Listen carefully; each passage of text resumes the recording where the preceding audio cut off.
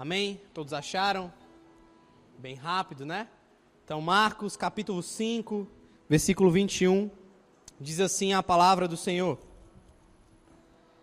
Tendo Jesus voltado de barco para outra margem, uma grande multidão se reuniu ao seu redor enquanto ele estava à beira do mar.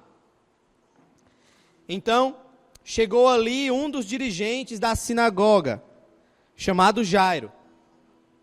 Vendo Jesus, prostrou-se aos seus pés e lhe implorou insistentemente: minha filhinha está morrendo.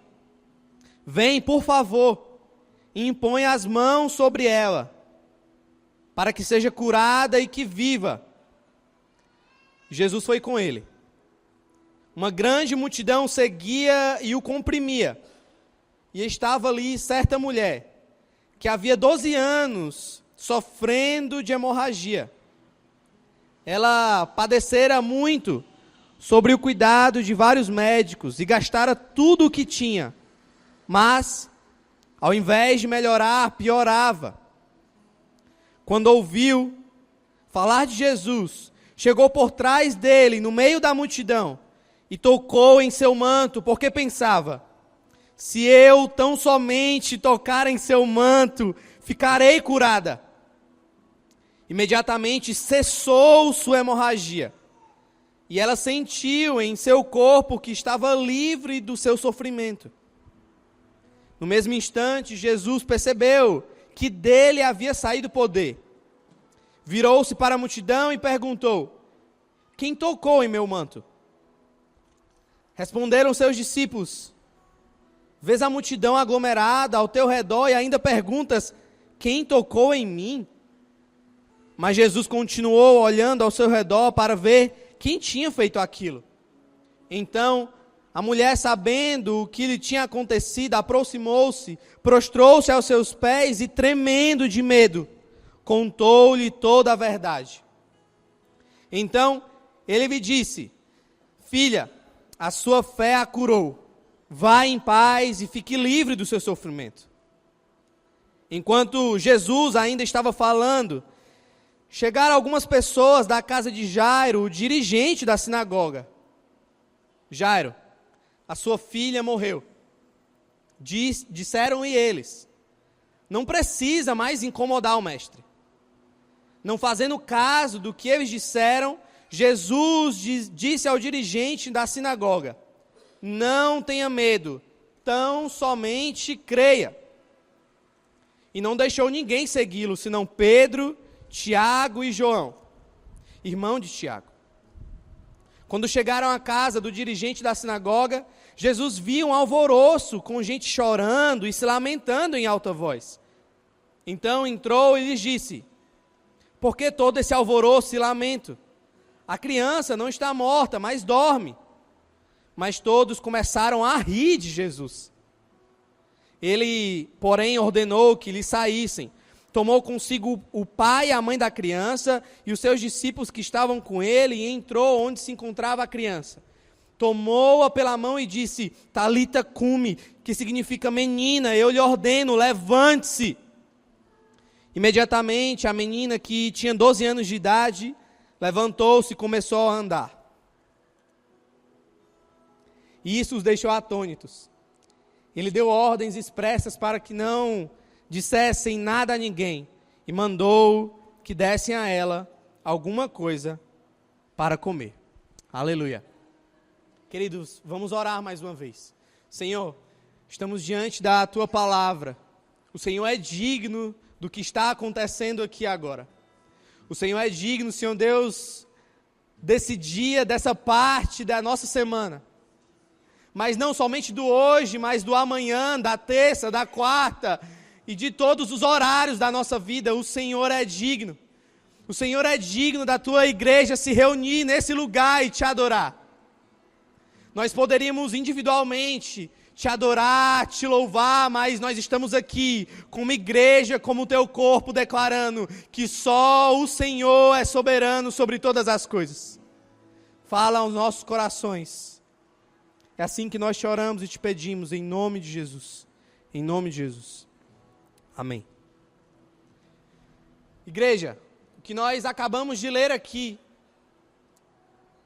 são histórias que são bastante conhecidas no nosso meio, dentro do Evangelho, são relatos que eu e você possivelmente já lemos em algum momento, ou até mesmo pessoas que não frequentam a igreja ou não conhecem a palavra, possivelmente em algum momento na vida devem ter escutado a respeito de Jairo, a respeito dessa mulher que tinha hemorragia, esse fluxo de sangue, ser curada. Nós estamos aqui, de fato, diante de 2 episódios muito marcantes, dentro dos evangelhos que simbolizam muito devido aos grandes feitos miraculosos de Jesus. E é aqui que nós vamos ver, por causa desses milagres, e não somente desses milagres, mas também cegos retomando a vista, mancos retomando a andar, pessoas com lepra se curando da lepra por causa de Jesus, morto sendo levantado da sua cova. Então, a partir desses grandes feitos, Jesus começa a agregar para si aquilo que nós podemos dizer que são as credenciais messiânicas. O povo aguardava um profeta, alguém, Deus, o Messias, que cumpriria todos esses sinais. E está ali, diante dos olhos daquele povo, Jesus realizando todos esses feitos. E não somente diante daquele povo. Jesus está diante de nós através da sua palavra, para que eu e você possamos ler hoje e eternamente, enquanto vivermos, que Ele carrega para si todas as credenciais do Messias. Eu e você acabamos de ver aqui Jesus operando grandes milagres, demonstrando o seu grande poder e a sua autoridade sobre todas as coisas. E é no decorrer dos evangelhos, sim, que eu e você observamos Jesus caminhando, andando e demonstrando para o povo do seu grande poder.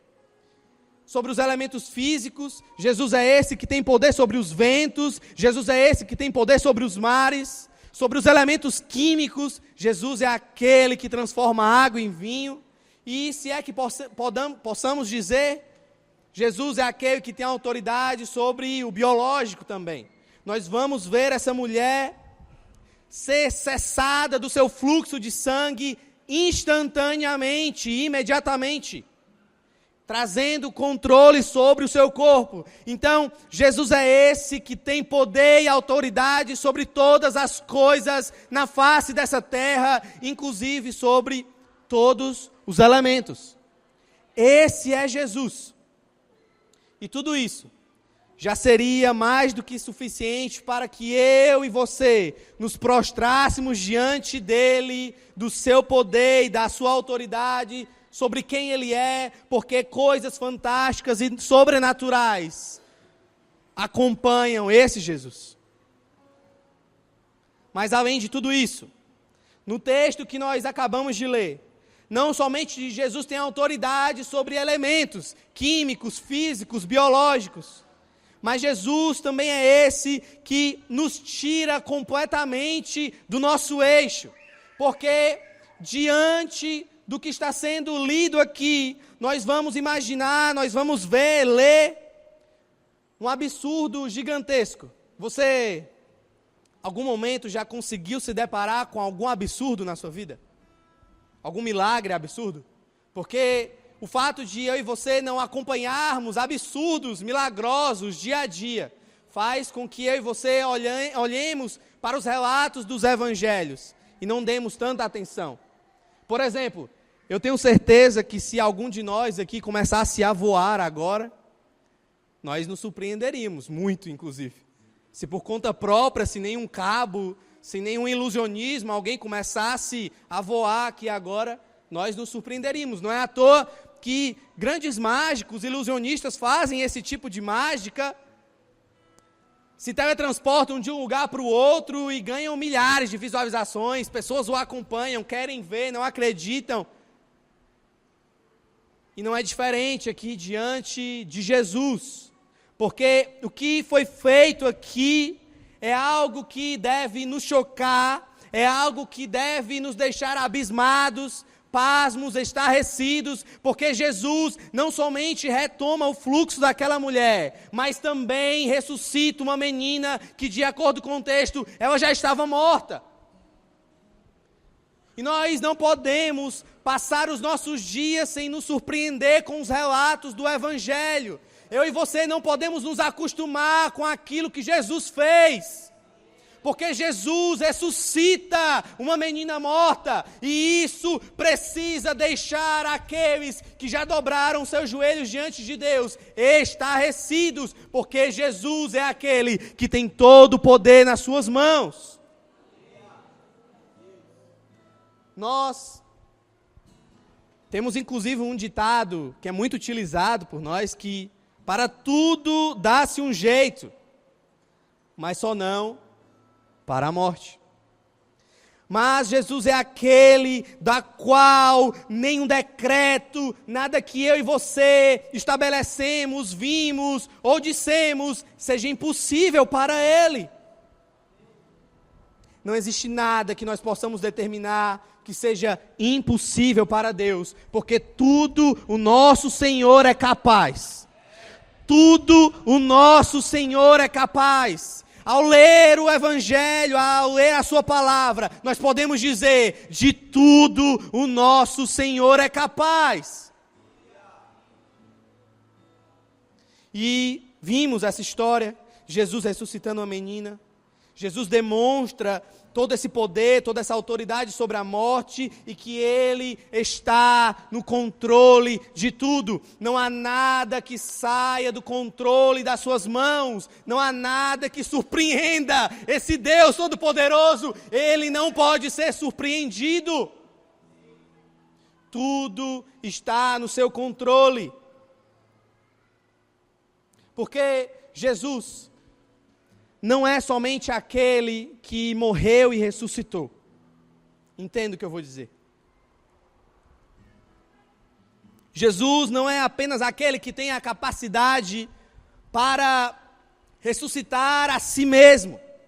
Jesus não é aquele na qual consegue apenas para si, com a sua habilidade, com poder e autoridade, exercer isso sobre a sua vida. Mas Ele tem a capacidade de fazer com que nada pare nele.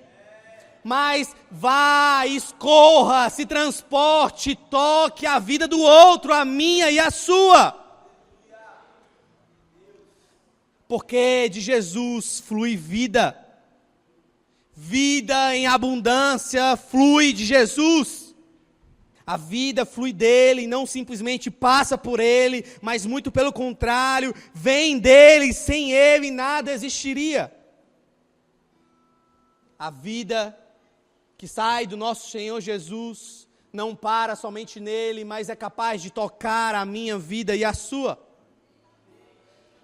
Mas, queridos, não é exatamente sobre isso que eu vim falar com vocês hoje. Não é sobre o grande poder e majestade do nosso Senhor Jesus,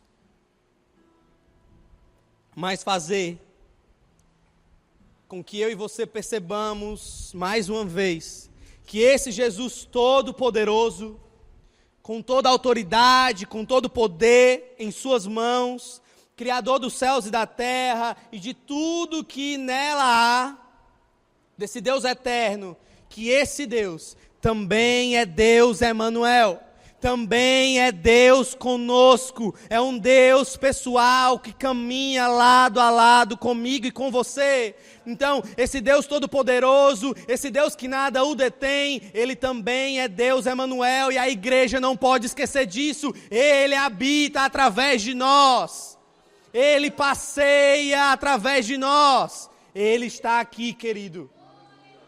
A presença do Senhor se faz aqui, porque é uma verdade que existe na sua palavra. Em Apocalipse vai dizer que o Espírito do Senhor passeia pela sua igreja, então Ele está aqui.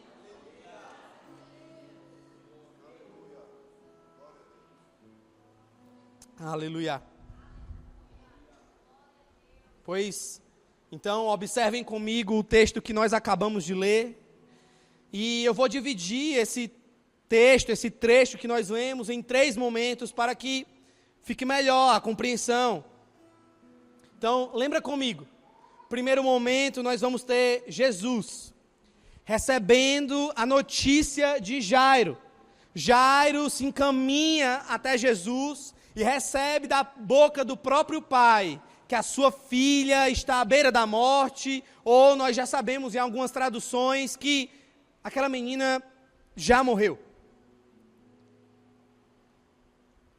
O segundo momento é que Jesus é encontrado agora por uma mulher que sofre de um fluxo intenso, que não para de sangrar há 12 anos, encontra-se com Jesus a caminho do que Jairo tinha pedido, e essa mulher é curada.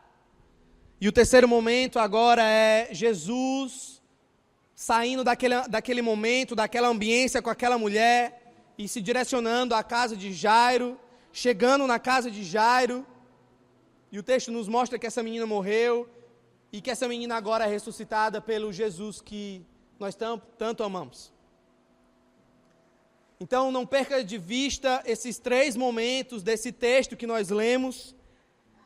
E antes de nós abordarmos o texto por completo, eu queria que eu e você pudéssemos conversar e entender um pouquinho a respeito desse homem que se chama Jairo. O texto nos diz que ele é um dos principais da sinagoga. Em outras versões, que ele é um dos dirigentes da sinagoga. E esse homem, ele vai até Jesus, ele se direciona até Jesus, se move até Jesus. E é importante que eu e você percebamos isso, porque esse homem não é qualquer homem. Esse homem é um homem de prestígio na sociedade. Ele tem muita influência social, ele tem muito poder, ele é reconhecido. Mas diante de tudo isso, nós vamos perceber que não é suficiente para nos trazer a solução que nós queremos, quando nós nos encontramos sem saída, quando nós nos encontramos aflitos e angustiados. Nada vai importar. Seja a sua influência, o seu dinheiro, o seu poder, a sua posição, nós vamos perceber que diante da realidade adversa que nós estamos enfrentando, existirá algum momento que não há a quem recorrer, a não ser a Jesus, o Cristo.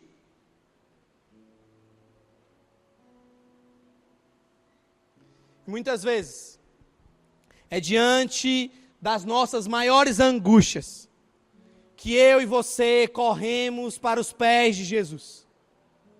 É ou não é, querido? Diante da lágrima que não cessa, do desespero que aperta o nosso coração, diante daquilo que você crê que não há mais saída, são nesses momentos que eu e você corremos para os pés de Jesus. Mas eu quero te dizer que se esse sofrimento for o caminho para que você corra e se prostre a Jesus e faça com que Ele entre e habite na sua casa, esse será o melhor caminho que eu e você iremos passar.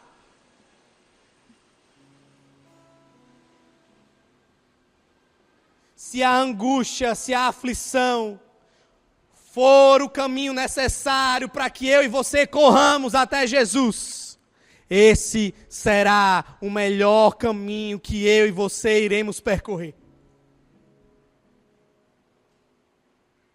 É esse sofrimento que muitos e alguns teólogos e muitos pastores conhecidos chamam de um sofrimento santificado diante de Deus.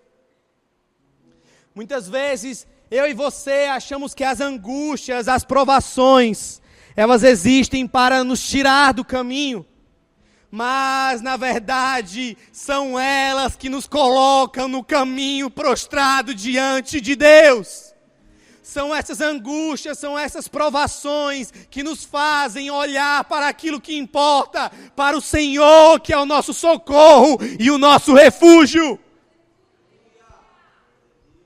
E se esse for o meio pelo qual o nosso Senhor tem para te trazer diante dEle, glorifique a Ele, porque esse é o melhor caminho que nós podemos fazer. É diante dessas provações que muitos acreditam que se afastam do Senhor, mas perceba, são esses momentos que o Senhor faz com que você olhe para Ele, então corra, se ajoelhe, se prostre, clame ao Senhor. Porque é nesses momentos que eu e você vamos reconhecer que não há nenhum outro que tem todo o poder e autoridade, todo o controle nas mãos, somente Jesus. Na Epístola de Tiago, a palavra de Deus nos fala que tem de bom ânimo quando passarde por todo e qualquer tipo de provação. E nós podemos, sim, ter bom ânimo, porque sabemos que podemos recorrer àquele que tem todo o poder nas suas mãos. Nós podemos, sim, ter bom ânimo, porque aquele que não é surpreendido por nada, sabe do que eu e você estamos passando. Se esse for o caminho pelo qual o Senhor terá que te trazer para perto dele, reconheça e se dobre diante daquele que é digno, querido. Outro ponto super importante, que eu e você precisamos perceber no texto, que algumas pessoas percebem também, é a comparação entre a fé de Jairo e a fé de um centurião. Por que, Sena, que há esse tipo de comparação entre a fé desses dois homens? Por que há esse tipo de comparação? Perceba, ambos estão indo até Jesus, interceder por alguém que eles amam. O centurião está indo interceder pelo seu criado paralítico, que possivelmente está rugindo de dores. Jairo está indo até Jesus pela sua filha, que está à beira da morte, ou morta. O centurião, por sua vez, se coloca diante de Jesus e confessa que esse Jesus tem toda a autoridade e declara a Jesus, com apenas uma palavra: daqui mesmo, se o Senhor falar, o meu servo será curado. E Jairo é aquele que se coloca diante de Jesus, se humilha diante de Jesus, se prostra diante de Jesus, e chama Jesus para ir até sua casa, porque crê que se esse Jesus colocar a mão sobre a sua filha, ela será curada. Logo, podemos entrar nesse modo comparativo de que a fé do centurião seria uma fé maior, uma fé mais aprimorada, porque do lado do centurião apenas uma palavra basta para que meu servo seja curado. Mas Jairo quer que Jesus chegue lá e toque na menina. Mas deixa eu te dizer, para Jesus não há essa comparação. Para Jesus, ele se move da mesma maneira, ele se move em cura. Pelo contrário, Jesus, ele não para e não diz a Jairo: que é isso, Jairo? Eu acabei de escutar do centurião que só bastava eu dizer daqui, e agora tu vem me dizer que eu tenho que ir lá. Mas Jesus não é esse, querido. Jesus é aquele que caminhará e andará conosco quando eu e você nos colocarmos diante dele e dissermos que ele é único e suficiente e que não há nenhum outro. Para Jesus não há diferença se que você acha que só com uma palavra ou que Jesus tenha que vir para tocar em você. Para Jesus só basta que você se coloque diante dele e diga: tu és poderoso para fazer. Eu confio em ti.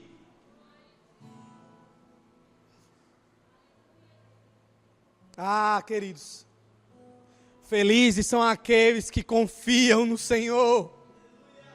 Felizes são aqueles que têm a sua vida no centro da palma da mão do Criador. A palavra de Deus em Salmos fala Quem conhece o teu nome, confia em ti, pois tu, Senhor, não abandona quem te busca. O Senhor não abandona aqueles que o buscam. O Senhor não abandona aqueles que se achegam a Ele.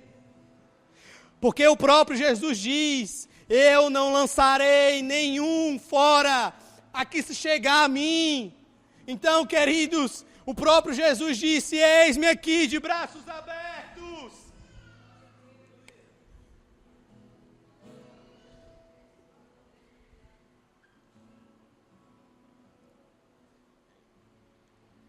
E diante disso, nós podemos entender um pouquinho mais a respeito de quem é esse homem, da situação que ele passa, da forma como ele se achegou até Cristo.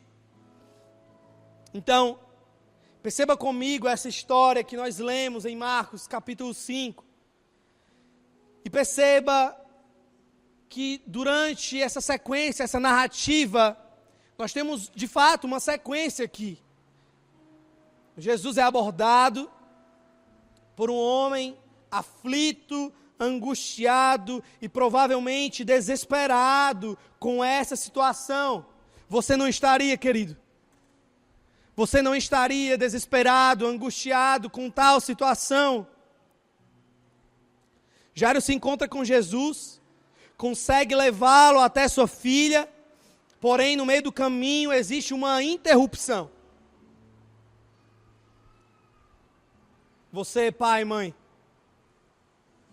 você não estaria extremamente angustiado se sua filha, o seu filho estivesse prestes a morrer?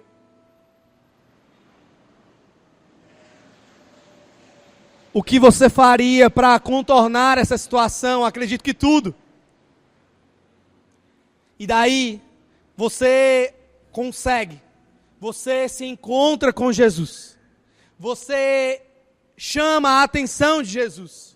Você faz com que Jesus ande e caminhe até a sua casa, onde a sua filha está. Mas no meio do caminho, alguém para todo o sentido da trajetória. E acaba com aquele objetivo, que é ir até a casa de Jairo. E não é qualquer objetivo. Uma menina está morrendo, uma menina morreu. Eu preciso da tua ajuda. Pensa comigo agora, então, como está a cabeça de Jairo. Nesse trecho nós vamos ver Jesus indo na direção a esse objetivo. Você consegue observar que Jesus está se locomovendo, indo em direção à casa de Jairo. E que no meio desse movimento há uma interrupção. E que ainda por cima, não só Jesus é interrompido, mas Jesus responde a essa interrupção. Jesus faz questão de parar. Percebe aqui, existe uma criança morrendo e Jesus para. Existe uma criança desfalecendo e Jesus para. Eu fico imaginando Jairo pensando: Jesus não faz isso com a minha filha, Jesus. Jesus corre, ela está morrendo, não para. Não dá atenção para mais ninguém. Não para, Jesus, não importa quem te tocou. Corre, Jesus, a minha filha está morrendo. Imagina só, teu filho está na UTI. Você consegue um médico para atender a tua filha, teu filho. Mas no meio do caminho, esse médico que estava indo para a UTI, chamam ele na enfermaria para fazer um curativo, porque alguém caiu. E o médico, tá bom, eu vou lá sim. E a pessoa na UTI ainda está lá. Quão angustiante deve ser esse momento, essa trajetória. É verdade. No versículo 26, nós vamos ler que aquela mulher que interrompe Jesus, que para Jesus, o texto vai nos dizer que ela passou por diversos médicos. Mas a verdade é que ela não tinha passado ainda nas mãos do Mestre. Ela ainda não tinha passado na mão daquele que tem todo o poder, na mão daquele do qual sai vida através dele. Ela tinha passado na mão de muitos. Mas a verdade é que quando passamos pelas mãos de Jesus, nós somos completamente transformados.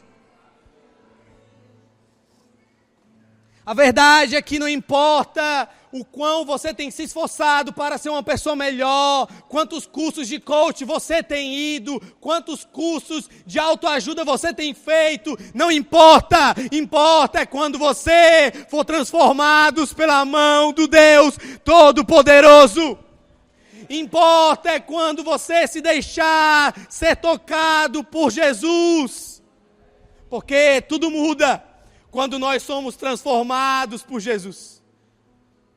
Tudo muda, nossa personalidade muda, o que fazemos muda, os nossos amores mudam, as nossas intenções se transformam. Não há nada que fique igual quando nós passamos pela transformação que só Jesus pode fazer.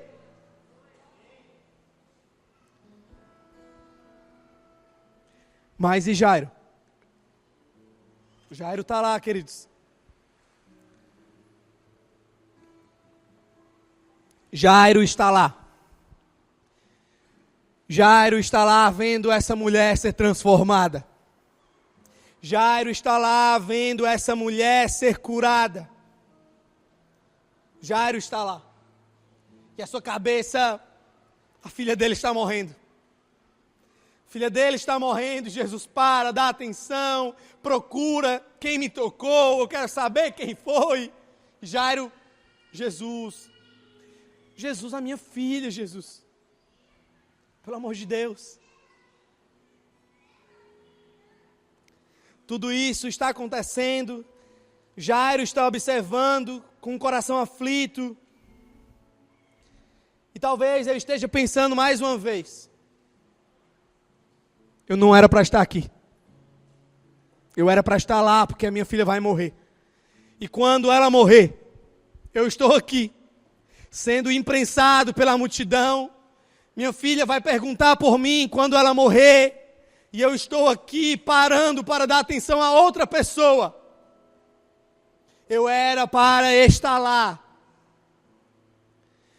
Mas a verdade, igreja, é que Jesus está ensinando Jairo pacientemente. Jesus está ensinando Jairo, porque nós não podemos esquecer que o nosso Senhor é Pai. Jesus nos ensina que nos momentos difíceis, Ele estará lá ao nosso lado. Jesus nos ensina que diante das circunstâncias adversas, Ele estará lá ao nosso lado. Ele não esqueceu de Jairo. Nada saiu do controle das mãos de Jesus. Ele não esqueceu de Jairo. E creia, Jesus também não esqueceu de você.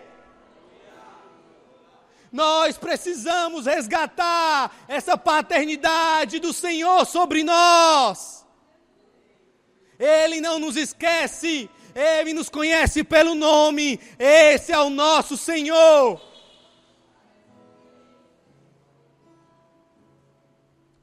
Talvez, queridos, para você o caminho possa ter mudado. O curso da sua vida pode ter tomado outros rumos. E você, às vezes, acha que Jesus, o nosso Senhor, esqueceu da tua situação. Mas você precisa lembrar que possivelmente Ele está te ensinando. Você já parou para pensar nisso? Que o Senhor, o seu Pai, te olha tão pequeno e diz: eu estou te ensinando. E é nessa caminhada que Jesus nos ensina a confiar. Marcos capítulo 5, verso 36. Jesus diz: não temas, crê somente. Crê somente. E a crença aqui não é qualquer crença. Não é um tipo de esperança que eu e você falamos, cara, tem fé que vai dar certo. Cara, pensamento positivo. Não, Jesus diz, não temas, crê somente. Crê em mim. Crê nas minhas palavras. Crê porque em mim há esperança. São essas as palavras de Jesus. Porque nele há cura. Não temas, diz o Senhor, porque eu estou contigo. Não temas, porque eu sou esse que tem todo poder, e nada saiu do controle das minhas mãos. É na caminhada que Jesus nos ensina a confiar nele, porque, queridos, mais uma vez, nada saiu do controle nas mãos daquele que tem todas as coisas debaixo dos seus pés. Você crê nisso, querido? Você crê nisso, querido? O texto é intencional em nos mostrar esse processo. O texto é intencional, Marcos relata. É intencional isso para que eu e você possamos perceber que no meio da caminhada, Jesus para e podia socorrer a sua filha imediatamente, mas Jesus para, porque quer ensinar a Jairo que no meio da caminhada, Jesus está lá. Que no meio da trajetória adversa, Jesus está lá. Que no meio dos caminhos invertidos, Jesus está lá. Que no meio das aflições e angústias, Jesus permanece e continuará lá. Salmo 84, no verso 12 diz: ó Senhor dos exércitos, como são felizes os que confiam em Ti. Em Salmos continua mais uma vez: os que confiam no Senhor são como o monte de Sião, não serão abalados, mas permanecerão para sempre. Não teme más notícias, não tema má notícias, confia plenamente no cuidado do Senhor. Assim diz a palavra de Deus. Não há o que temer, e sim em quem confiar. Escuta, igreja, Ele quer que eu e você não sejamos guiados pelas circunstâncias da vida. Ele não quer que eu e você sejamos guiados pelos obstáculos dessa vida. Ele não quer que eu e você sejamos guiados pelos caminhos adversos. Mas o Senhor quer que nós sejamos guiados, sim, pela Sua palavra. Não temas, crê somente em mim. Não há nada que possa acontecer que seja maior do que a palavra do Senhor. Então, você não deve se mover pelas circunstâncias que te afligem, mas pelas palavras de confiança naquele que tem todo o controle nas suas mãos. Porque quando olhamos para o alto e enxergamos, podemos ver que de lá vem o nosso socorro. De onde? O nosso socorro vem do nosso Senhor.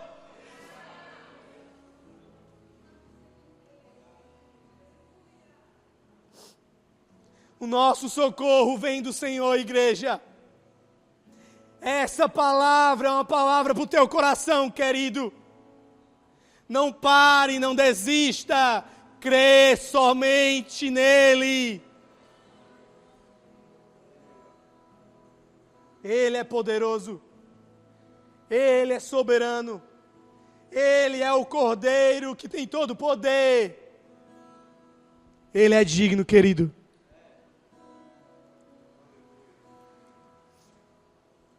Nos versos 35 e 36, a palavra do Senhor diz assim: enquanto Jesus estava falando, chegaram algumas pessoas da casa de Jairo. Olha o que acontece. Percebe o que acontece quando eu e você começamos a depositar a nossa confiança em Deus. Perceba o que acontece quando eu e você resolvemos colocar a nossa confiança completamente em Deus. Quantos de nós escutamos? Cessa as tuas orações. Ou quantas vezes o teu coração te disse, o Senhor não me escuta. Quantas vezes você já parou e disse para si mesmo, não tem mais jeito, eu não vou mais até a ti, Senhor.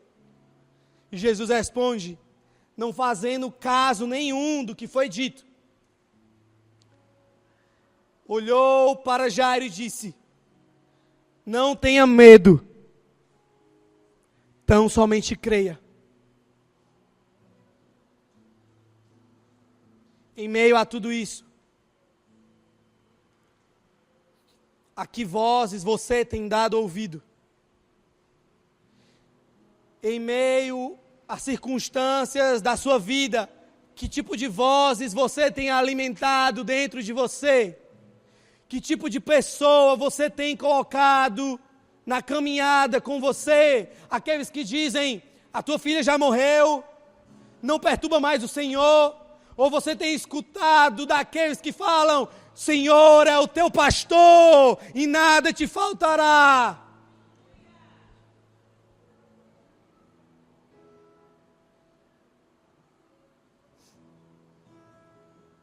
Mas também haverão aqueles que zombarão da tua confiança em Jesus e naquilo que Ele pode fazer.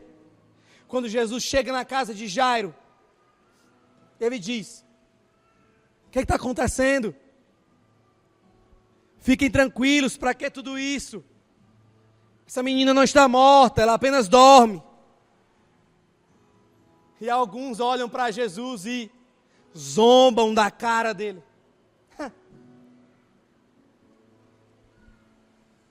Esse homem não sabe o que está falando. Queridos, mas eu e você sabemos quem está chegando na casa. Eu e você sabemos quem entrou na porta. Eu e você sabemos quem entrou para resolver. Eu e você sabemos que não é qualquer outro, é Jesus, o nosso Deus. E não há deboche na nossa confiança em Deus que seja maior do que a presença daquele que morreu por nós naquela cruz. Não há choro, não há riso, não há lamento que seja maior do que aquele que entrou pela porta para resolver todas as coisas. Ele entra pela porta. Eu e você devemos nos prostrar diante dele, chamar a sua atenção e dizer, venha até a minha casa, Jesus, habita comigo e sara todas as coisas. E ele entrará na porta e fará aquilo que nenhum outro é capaz de fazer, ressuscitar e dar vida àquilo que nós achamos que é morte, porque para Jesus nada é impossível. Ah, Jesus, tu és maravilhoso. E eu e você não podemos esquecer dessas coisas, porque esse é aquele que nós colocamos no nosso coração. É esse que um dia voltará para nos buscar. É esse Jesus que não se contenta com os nossos anos de vida, mas nos dará vida eterna a todo aquele que confia nele plenamente. Avancemos, querido, porque receberemos do Pai a glória eterna. Você pode ficar de pé, querido.